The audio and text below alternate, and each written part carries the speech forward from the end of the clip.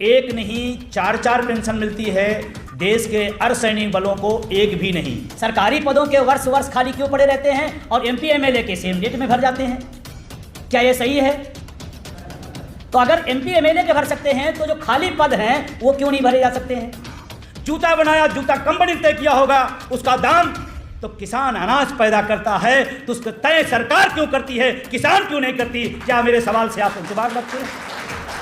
गेहूं तय करेगी सरकार और कैमरा तय करेगा कंपनी का मालिक। इन्हीं तमाम सवालों को लेकर के जो जनता की आवाज है, जनता की मोहर है, जनता की बात है, उसी का नाम दिया गया जनता का घोषणा पत्र। ये सवाल जनता के हैं।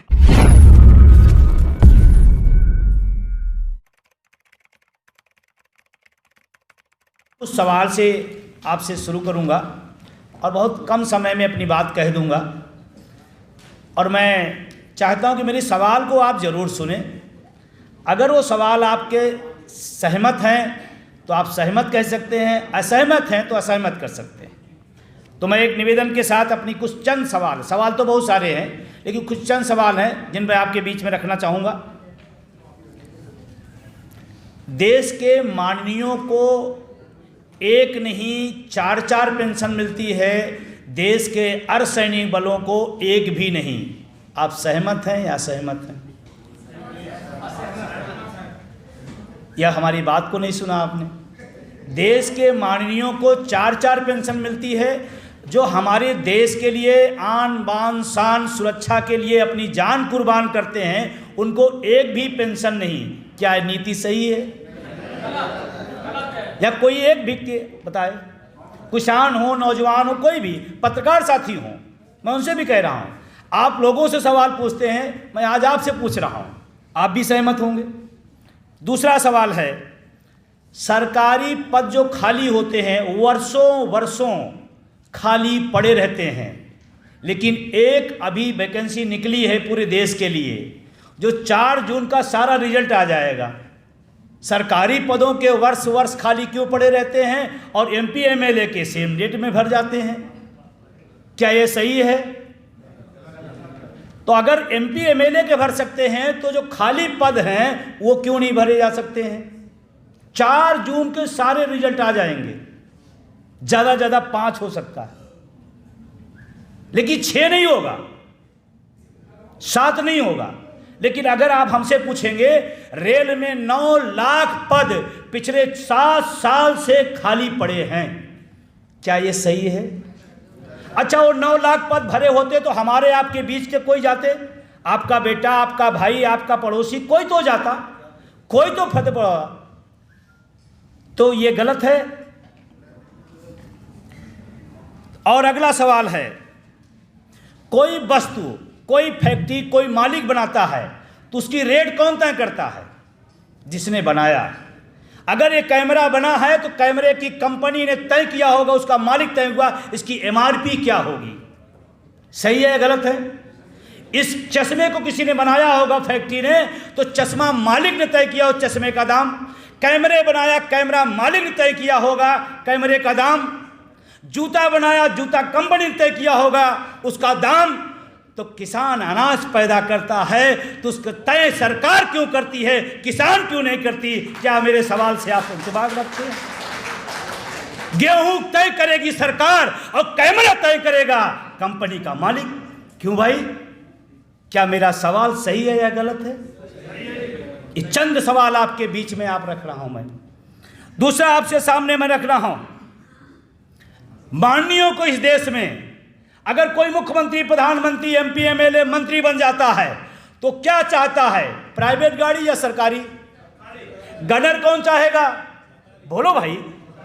गनर, बंगला, गाड़ी, भत्ता, वेतन सब सरकारी, और जनता को फिर प्राइवेट व्यवस्था क्यों? क्या सहमत है या असहमत है? फिर जनता को प्राइवेट व्यवस्था क्यों? ये सवाल है मेरे कुछ। अगला कुछ एक सवाल और है, कितने लोग यहाँ बैठे हैं, जो भी हम देश की बात नहीं करते तो इस कैंपस बैठे हैं, कितने लोग हैं जो अपने बच्चे को पढ़ाने के बाद उनकी इच्छा है, उनका सपना है कि मेरा बेटा पढ़ने के बाद 5,000 की आउटसोर्सिंग संविदा पे नौकरी करे। कितने लोग यहां सहमत हैं? एक भी आदमी जिसकी इच्छा हो कि 7,000 रुपए मैं पर मंथ फीस देता हूं, लेकिन मैं चाहता हूं मेरा बेटा संविदा में 5,000 की नौकरी पा जाए तो मेरा सपना पूरा। एक भी आदमी। क्या यह सही है या गलत है? असहमत हैं आप इससे? है या नहीं? ये पत्रकार साथी हमारे बैठे हैं, ये भी अपने भाई को पढ़ा रहे होंगे, तो ये भी चाह रहे होंगे कि हमारा भाई पढ़ लिख करके दिल्ली यूनिवर्सिटी में प्रोफेसर बने। है या नहीं? फिर सारा चीज आपको सरकारी चाहिए। हमारे बच्चे को संविदा और आउटसोर्सिंग, जिसकी भी गुप्ता जी साहब ने बहुत अच्छी व्याख्या की थी। आइए इन्हीं तमाम सवालों को लेकर के जो जनता की आवाज है, जनता की मोहर है, जनता की बात है, उसी का नाम दिया गया जनता का घोषणा पत्र। ये सवाल जनता के हैं और जनता के सवाल आज आपके बीच में हैं। ये बहुत कम सवाल हैं, या हमारे पास सैकड़ों सवाल हैं जिनको हम आपके सामने रख सकते हैं, लेकिन मैं इसी सवालों को लेकर आगे चलता हूं कि क्यों जरूरत पड़ी इस जनता के घोषणा पत्र की। ये चुनाव आ गया है, हम पूछ रहे हैं भाई शिक्षा का बजट कम क्यों हो रहा है? आप कहते हो अयोध्या में बहुत कुछ बन रहा है। ये सवाल हमारा नहीं है, ये सवाल इस देश के, इस मुल्क के जो लोग शिक्षा से पसंद करते हैं उनका है। वो कह रहे हैं कि इस देश में सरकारी पद खाली पड़े हैं, आप क्यों नहीं भर रहे हैं? तो वो कहते हैं नहीं, आपने देखा नहीं, गगनचुंबी हमने एक इमारत दिल्ली के अंदर बनाई है। हम सवाल कुछ पूछ रहे हैं, जवाब कुछ दिया जा रहा है। इसीलिए जनता के घोषणा पत्र की जरूरत पड़ी, इसीलिए इसकी जरूरत पड़ी। और इसी बात को लेकर के आज तो इसकी शुरुआत है, अब ये तो जाएगा। हम सब ने तमाम बार देखा होगा कांग्रेस का घोषणा पत्र, भाजपा का घोषणा पत्र, सपा का घोषणा पत्र, बसपा का पता नहीं क्या, और तमाम पार्टियों घोषणा पत्र। पहली बार भारतीय राजनीति के इतिहास में ये बहुत छोटा कदम है लेकिन महत्वपूर्ण है। पहली बार इस देश में जनता का घोषणा पत्र आपके बीच में आ रहा है, ये बहुत बड़ी बात है।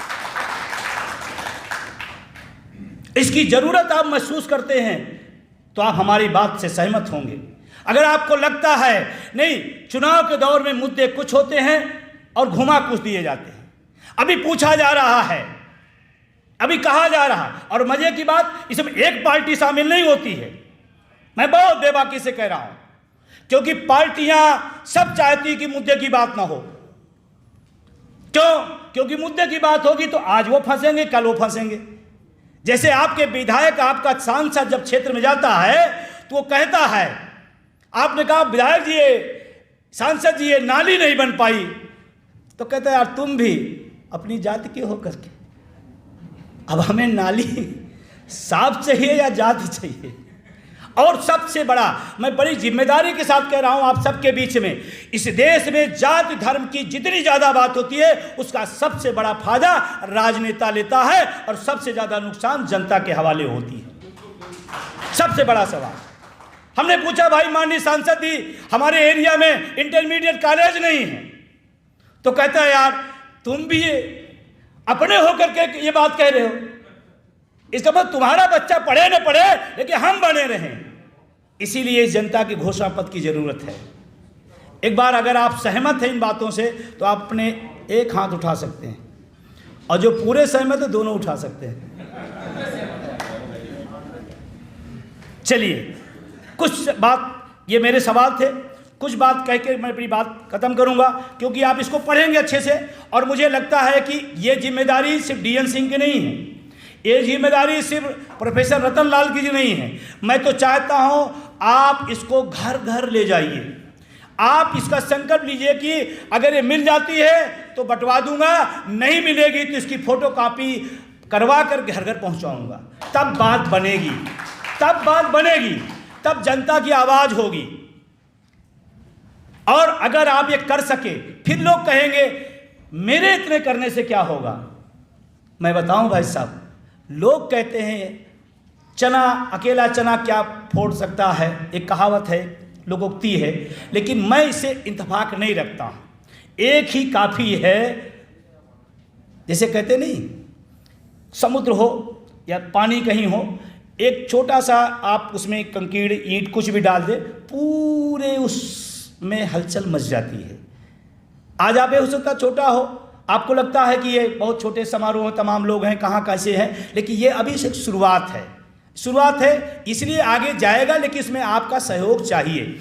मीडिया के साथी जो हैं, आप अगर देखिए, इस बात को भी देखें आप, हम क्योंकि हम इलाहाबाद यूनिवर्सिटी के हैं, वहाँ से पढ़े हैं, पॉलिटिकल साइंस से हैं, हम बच्चों को पढ़ाते हैं संविधान, हम पढ़ते थे, मीडिया लोगों की आवाज़ है, ऐसा पढ़ते थे।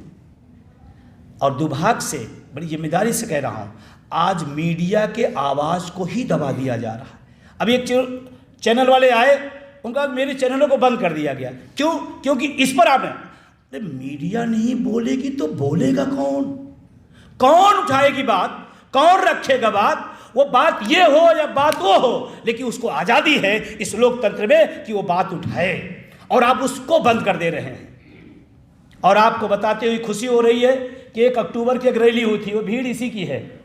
ये भीड़ आप देख रहे हैं, 1 अक्टूबर को रामलीला मैदान में डीएन साहब जैसे कहा कि रामलीला जब से बना होगा, उसका जो इतिहास भूगोल होगा आप जानिएगा, लेकिन मैं आपसे कहना चाहता हूँ पूरी जिम्मेदारी के साथ कि रामलीला जब से बना है, तब की सबसे विशालतम रैली 1 अक्टूबर की रामलीला मैदान में किया गया। लेकिन आप बड़ी जिम्मेदारी से बताना, कितने लोगों को वो खबर मेन थीम में मिली थी? मेन थीम की मीडिया में आया था? नहीं आया। आया क्यों नहीं? क्योंकि ये भी एक प्राइवेटेशन का खेल है, हर चीज़ हाथ में कब्जे में कर लो, ये भी उसी का खेल है। तो बहुत सारी बातें हैं, लेकिन कुछ चंद बातें और रह गई हैं जिसको मैं आपसे कहना चाहता हूँ। जैसे जिस बात के लिए मैं जाना जाता हूँ, जिसके लिए मैं पूरे देश में दौड़ता हूँ, भागता हूँ, आपके बीच में आया हूँ, नई पेंशन व्यवस्था और पुरानी पेंशन व्यवस्था। नई पेंशन व्यवस्था 2004 में अटल बिहारी वाजपेयी जी ने एक सौगात दिया हम लोगों को, और जिसकी 30 साल तक हम लोग झेल रहे हैं। और मज़े की बात है, जिन्होंने पुरानी पेंशन बंद किया, माननीय भारत रत्न अटल बिहारी वाजपेयी साहब, वो पूरी जिंदगी पेंशन पे ही पले। और लखनऊ के सांसद थे, ये वाकया मुझे याद है, वो लखनऊ के सांसद थे, उस समय मामला बंद हुआ था। तो वहाँ जब गए तो कर्मचारी नेताओं ने उनसे पूछा, बहुत मज़ेदार चीज़ है, समझिएगा। उन्होंने पूछा कि सर आपने नई पेंशन व्यवस्था ला दी, पुरानी बंद कर दिया। तो अटल जी का सवाल पूछने वाले से सवाल था, क्या आप देश पसंद करते हैं या और कुछ? तो जब देश पसंद है तो कहा देश हित में फैसला हुआ है नई पेंशन व्यवस्था। अब मुझे, मेरे जैसा आदमी वहाँ नहीं था, मैं पूछ लेता, हमें तो देश पसंद है, हमने पेंशन बंद कर दी हमारी, आपने, आप ले रहे हो, इसका मतलब आपको देश पसंद नहीं। ये तो लोग चूक कर गए, और ये तर्क दिया गया देश हित में किया गया। और आज भी उन्हीं के चेले हैं, वो भी एक ही लाइन बोलते हैं, शिक्षा का बजट कम क्यों कर दिया गया?